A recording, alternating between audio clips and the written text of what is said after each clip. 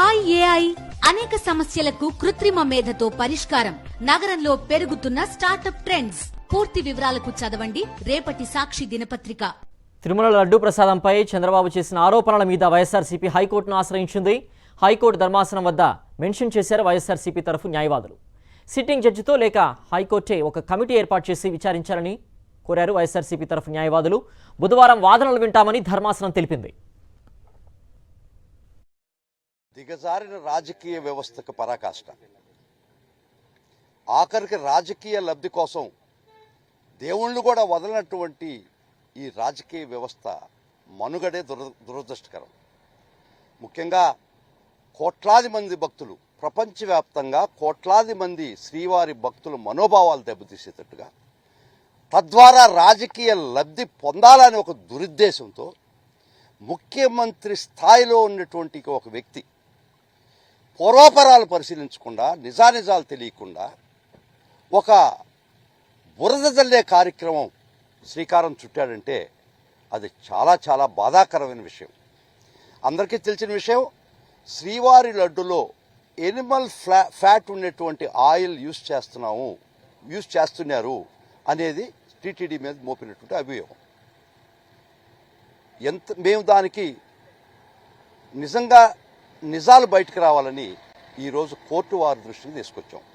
Lunch motion పిల్ అడిగినాం. YV Subbareddy గారు పిల్లేస్తున్నారు.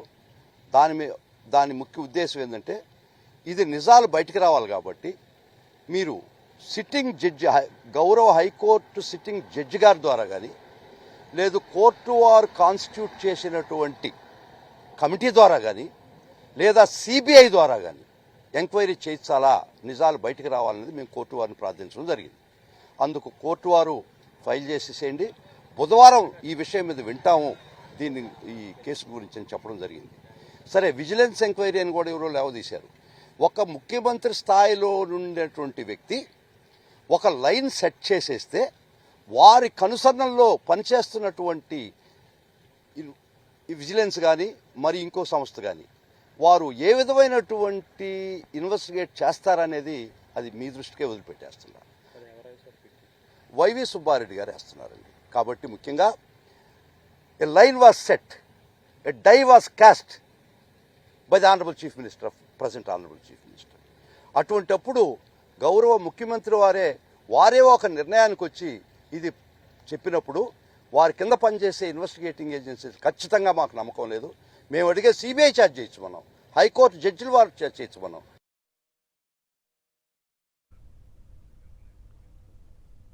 మరింత సమాచారం హైకోర్టు వద్ద నుంచి మా ప్రతినిధి అశోక్ అందిస్తారు. అశోక్, హైకోర్టు ధర్మాసనం వద్ద వైఎస్ఆర్సీపీ తరఫు న్యాయవాదులు ఏ అంశాలు మెన్షన్ చేశారు?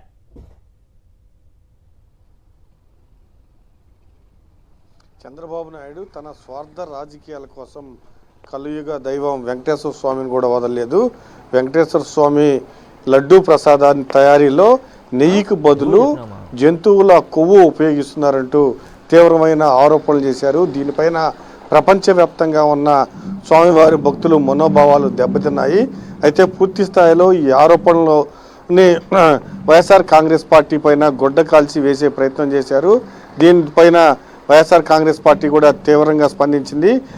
గతంలో చైర్మన్గా పనిచేసిన, టీటీడీ చైర్మన్గా పనిచేసిన వైవి సుబ్బారెడ్డి కానీ, అలానే భువన్ కరుణాకర్ రెడ్డి కానీ, చంద్రబాబు నాయుడు ఇలాంటి దిగజారుడు రాజకీయాలకు పాల్పడతారని అనుకోలేదు. ఖచ్చితంగా ఆయన నిరూపించాలి.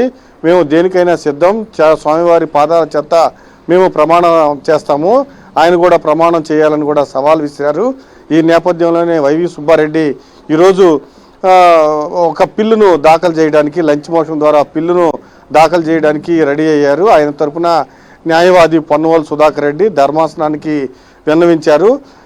చంద్రబాబు నాయుడు కొన్ని తీవ్రమైన వ్యాఖ్యలు చేశారు. దీనివల్ల పూర్తిగా ప్రపంచవ్యాప్తంగా ఉన్న భక్తుల మనోభావాలు దెబ్బతిన్నాయి. స్వార్థ రాజకీయాల కోసం ఇలాంటి వ్యాఖ్యలు చేయటం మంచిది కాదు. కాబట్టి ఖచ్చితంగా దీనిలో నిజాలు బయటికి రావాలి.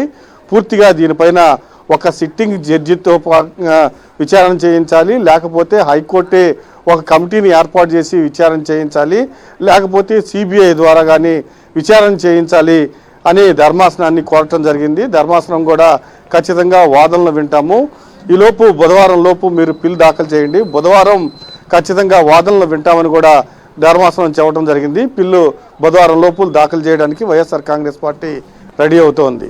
సిద్ధు. ఓకే అశోక్.